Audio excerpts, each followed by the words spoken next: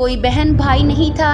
اسے کچھ یاد آیا کہ صلیبیوں نے اسے پالا، اسے جس راہ پہ ڈالا ہے جہاں وہ ایک بڑا ہی حسین دھوکہ بن گئی ہے۔ اسے اپنے آپ سے نفرت ہونے لگی۔ اب وہ بخشش چاہتی تھی۔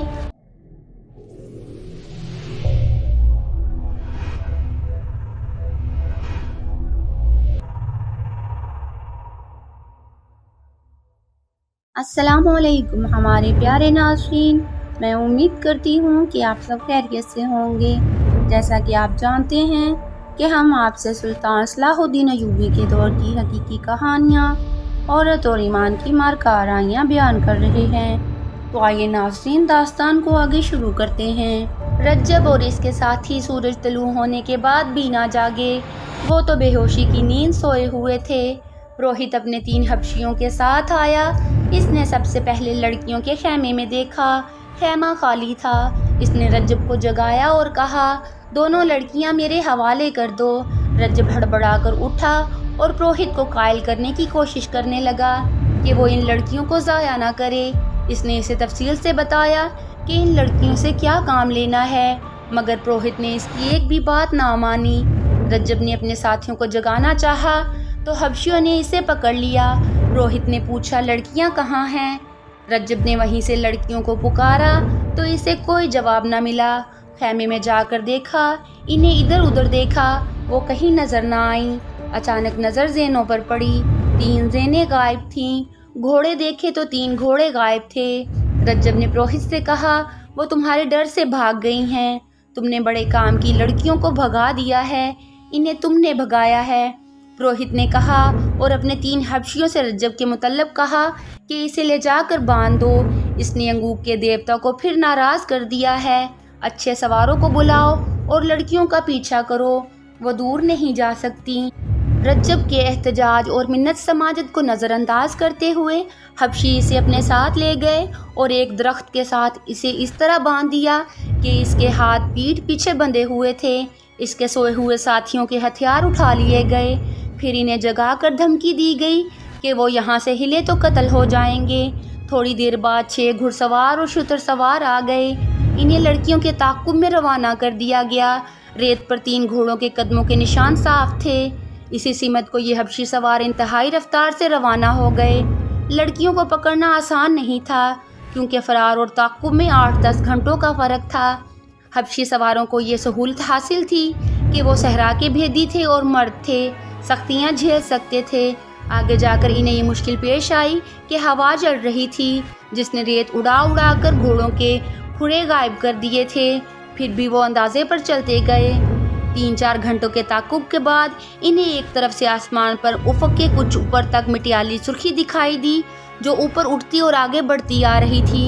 سواروں نے گھبرا کر ایک دوسرے کی طرف دیکھا، گھوڑوں اور اونٹوں کو پیچھے کی طرف موڑ کر سرپٹ دوڑایا۔ یہ صحرا کی وہ آندھی آ رہی تھی جو بڑے بڑے ٹیلوں کو ریت کے ذروں میں بدل کر اڑا لے جاتی ہے۔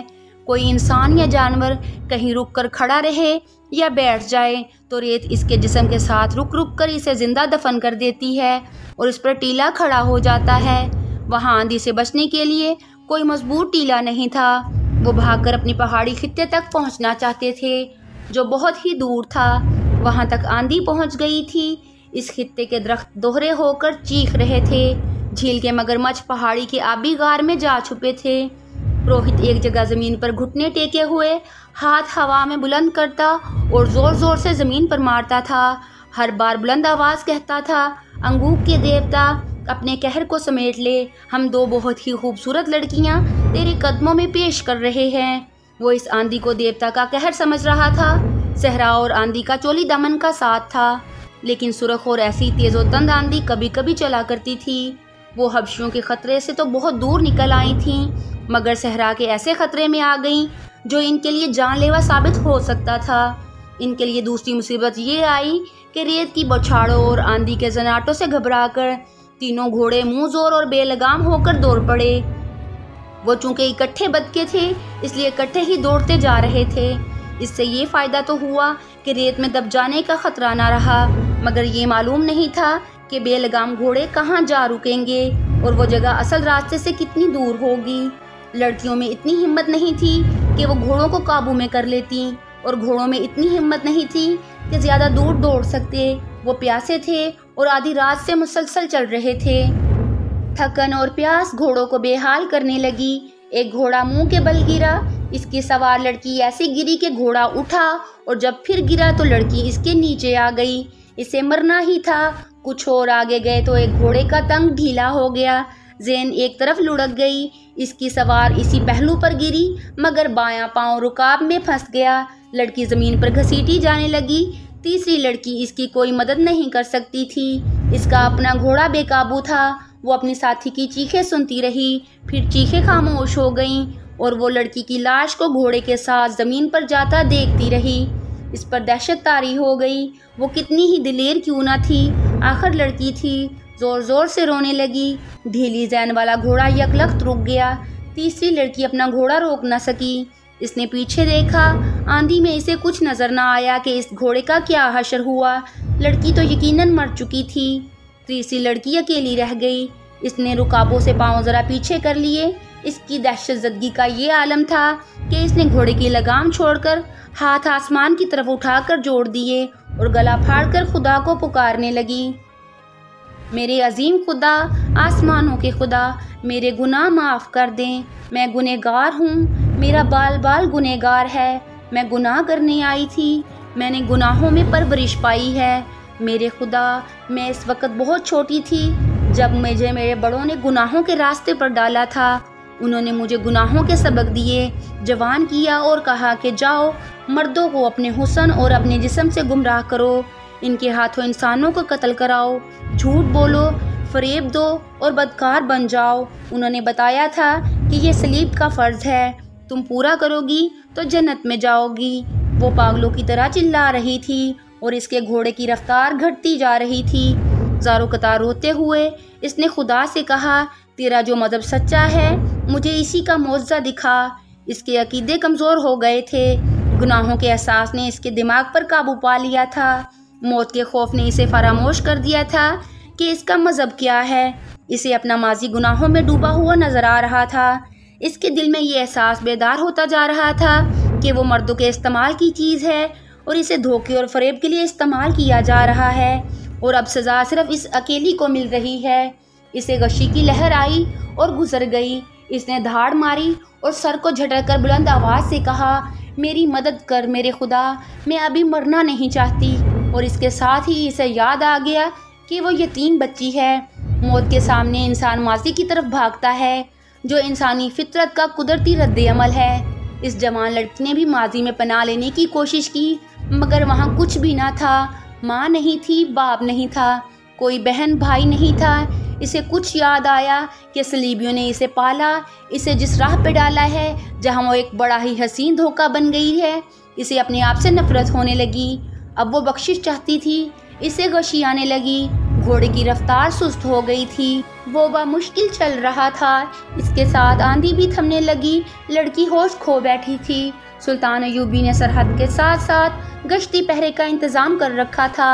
ان میں سے 3 دستوں کا ہیڈ کوارٹر سوڈان اور مصر کی سرحد سے 4-5 میل اندر کی طرف تھا۔ ہیڈ کوارٹر کے خیمے ایسی جگہ نصب کیے گئے تھے جہاں آندھیوں سے بچنے کی اوٹ تھی، مگر اس آندھی نے ان کے خیمے اکھاڑ پھینکے تھے۔ گھوڑوں اور اونٹوں کو سنبھالنا مشکل ہو گیا تھا۔ آندھی رکی تو سپاہی خیمے وغیرہ سنبھالنے میں مصروف ہو گئے۔ ان 3 دستوں کا کمانڈر ایک ترک احمد کمال تھا۔ وہ ایک خوبرو اور گورے رنگ کا صحت مند آدمی تھا۔ وہ بھی آندھی رکتے ہی باہر آ گیا اور ساز و سامان اور جانوروں کا جائزہ لینے لگا۔ فضا گرد سے صاف ہو گئی تھی۔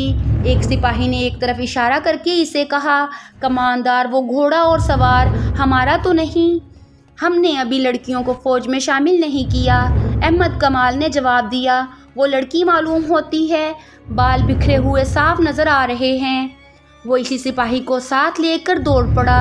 ایک گھوڑا سر نیچے کیے نہایت ہی آہستہ آہستہ آ رہا تھا۔ اسے چارے کی بو آئی تو ہیڈ کوارٹر کے گھوڑوں کی طرف چل پڑا۔ گھوڑے پر ایک لڑکی اس طرح سوار تھی کہ اس کے بازو گھوڑے کی گردن کے ادھر ادھر تھے اور لڑکی آگے کو اس طرح جھکی ہوئی تھی کہ اس کا سر گھوڑے کی گردن سے ذرا پیچھے تھا۔ لڑکی کے بال بکھر کر آگے آ گئے تھے۔ احمد کمال کے پہنچنے تک گھوڑا وہاں بندھے ہوئے گھوڑوں کے پاس جا کر ان کا چارہ کھانے لگا تھا۔ احمد کمال نے لڑکی کے پاؤں رکابوں سے نکالے اور اسے گھوڑے سے اتار کر بازوؤں پر اٹھا لیا۔ سپاہی سے کہا، زندہ ہے، فرنگی معلوم ہوتی ہے، اس کے گھوڑے کو پانی پلاؤ۔ وہ لڑکی کو اپنے خیمے میں لے گیا۔ لڑکی کے بال ریت سے اٹے ہوئے تھے۔ احمد کمال نے اس کے منہ پر پانی کے چھینٹے مارے، پھر منہ میں پانی کے قطرے ٹپکائے۔ لڑکی نے آنکھیں کھول دی۔ 2-4 لمحے احمد کمال کو حیرت سے دیکھتی رہی اور اچانک اٹھ کر بیٹھ گئی۔ احمد کمال کا گورا رنگ دیکھ کر اس نے انگریزی میں پوچھا، میں فلسطین میں ہوں۔ احمد کمال نے سر ہلا کر اسے سمجھانا چاہا کہ میں یہ زبان نہیں سمجھتا۔ لڑکی نے عربی زبان میں پوچھا، تم کون ہو؟ میں کہاں ہوں؟ میں اسلامی فوج کا معمولی سا کماندار ہوں۔ احمد کمال نے جواب دیا، اور تم مصر میں ہو؟ لڑکی کی آنکھیں ابل پڑیں۔ وہ اس قدر گھبرائی جیسے پھر بے ہوش ہو جائے گی۔ احمد کمال نے کہا، ڈرو نہیں، سنبھالو اپنے آپ کو۔ اس نے اس کے سر پر شفقت سے ہاتھ پھیرا اور کہا، میں جان گیا ہوں کہ تم فرنگی ہو، میری مہمان ہو، ڈرنے کی کوئی وجہ نہیں۔ اس نے ایک سپاہی کو بلایا اور لڑکی کے لیے پانی اور کھانا منگوایا۔ آگے کیا ہوا ہم آپ کو بتائیں گے ہمارے نیکسٹ پارٹ میں، تو پیارے ناظرین ہمارے ساتھ رہیے گا کیونکہ داستان ابھی جاری ہے۔